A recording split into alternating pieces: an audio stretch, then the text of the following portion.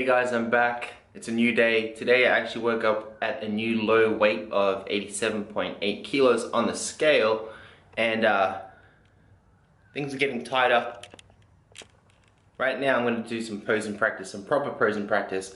Not like what I did yesterday, which was after having protein fluff and being extremely bloated. So right now I've just woken up, had a bit of water, and I actually wanted to get a pump this time, which obviously is going to be part of the competition. So I don't want to practice posing cold and then having to pump up at the actual competition and not being comfortable with that or feeling, accustomed to it. So what I've done is I've had some water, I've had some citrulline malate, some agmatine, which are both pretty good to get a pump, and I had a little bit of Gatorade powder as well, so some electrolytes and some salt, or sodium. So I also had 2 rice cakes with 25 grams of Nutella, and these are things that I would typically do if I was getting on stage. So I figured if I do that now, get a bit of a pump up, do some posing practice, it's going to give me the best idea of how I might look, even though I'm extremely flat right now because we haven't done the whole carb up process. It's going to give me just a little bit of more of an edge, and the look the best I can at this very moment. So check it out. Do some posing practice, some proper posing practice. Start off with getting a pump up as well. Some push-ups, some banded bicep curls, things of that nature.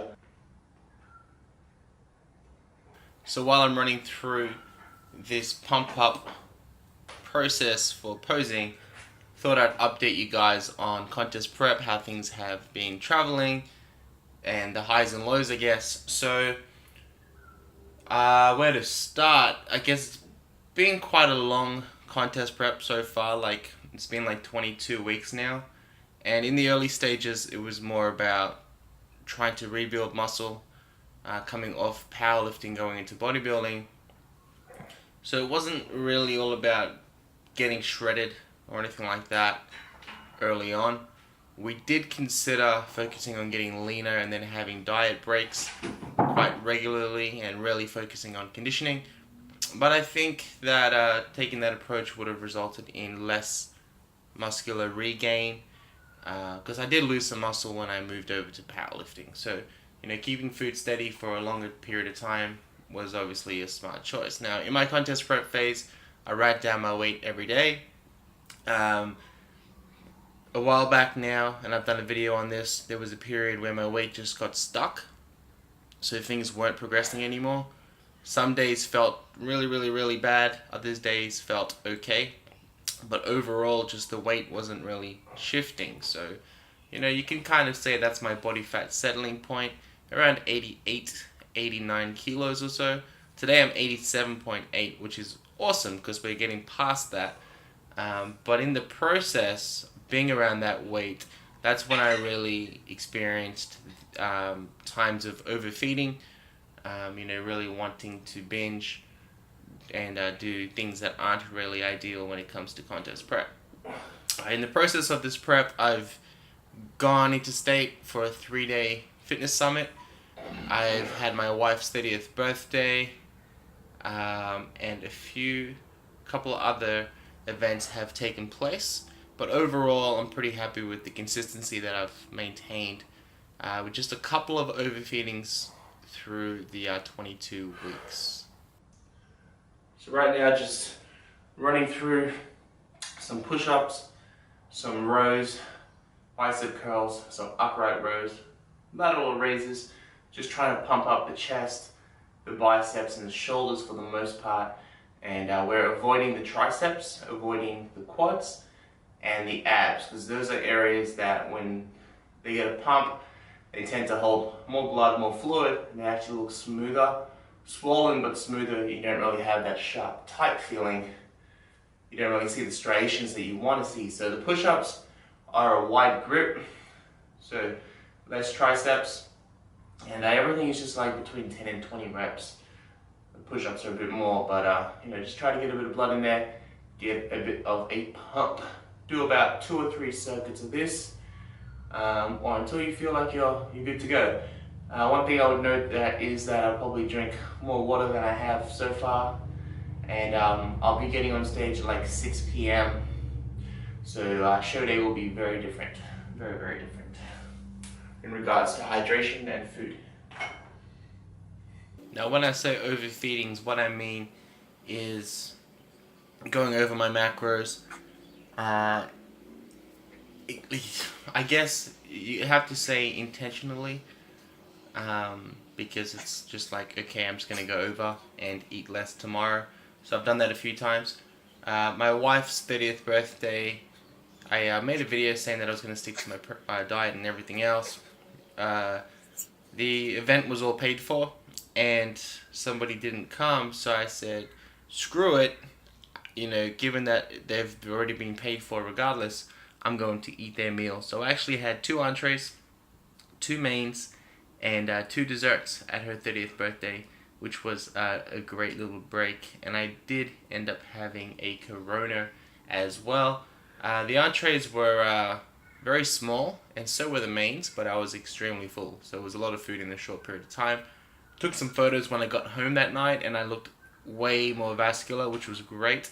Took some photos the next morning, and I looked fuller, and I actually looked better as a result of that. So that was good to know, and I definitely shared that information with my coach, and he could tell that I looked much better in certain poses, but then also not as good in others. So obviously, it wasn't something that was planned, but it can give us a little bit of insight when it comes to knowing how much to push, the day prior or day leading into the shows in regards to food. So outside of that, I went camping on the weekend. I did a 3-hour hike, and I went camping with some old friends, some boys. So that was fun, and I figured it would be a nice little getaway.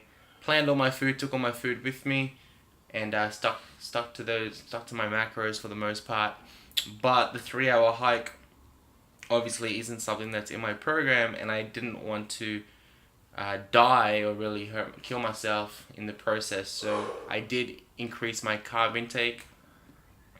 What I did was I ate because we went on a 6 a.m. hike, I actually ate my breakfast carbs, or like a high amount of carbs, right before I went to bed, which would serve as energy for the morning hike. And it did so very well, because I know that if I didn't do that, I would have been very dizzy and felt unwell, which happens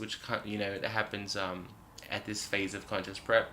Very easy to get dizzy, very easy to feel like you want to pass out. So having those extra carbs helped a lot, and I didn't end up trying to account for them into the next day. 3 hours of walking, hiking up and down hills and stuff, we're not going to try to act like that didn't happen. So I utilized those extra carbs towards that activity, and the very next morning, or that same day, I just hit my macros as a normal day. So I guess you could say Saturday night I had a bunch more carbs than normal, but it was to facilitate more energy towards my hike, which was quite fun. And I think it's good to break things up a bit and have a little bit of fun. I'll have to say, as a result of that though, my calves are freaking hurting. Like, I have some crazy DOMs. It's almost like muscle damage. So you don't want to be doing that like 1 day out or 2 days out or even a week out from contest prep or from the stage. But I think 2 weeks out, not really a big deal. And you might tell from the way that I talk and stuff that bodybuilding isn't the be all and end all for me, but instead it's a journey that I really enjoy, appreciate, and am passionate about. So lifting, eating, and being consistent are the main 3 things that matter to me most. But this is my posing practice video. That's a wrap. I did 3 rounds in different angles. The camera footage isn't that great. The angles aren't that good, but it gives you a better idea than yesterday's video. Thanks for watching, guys.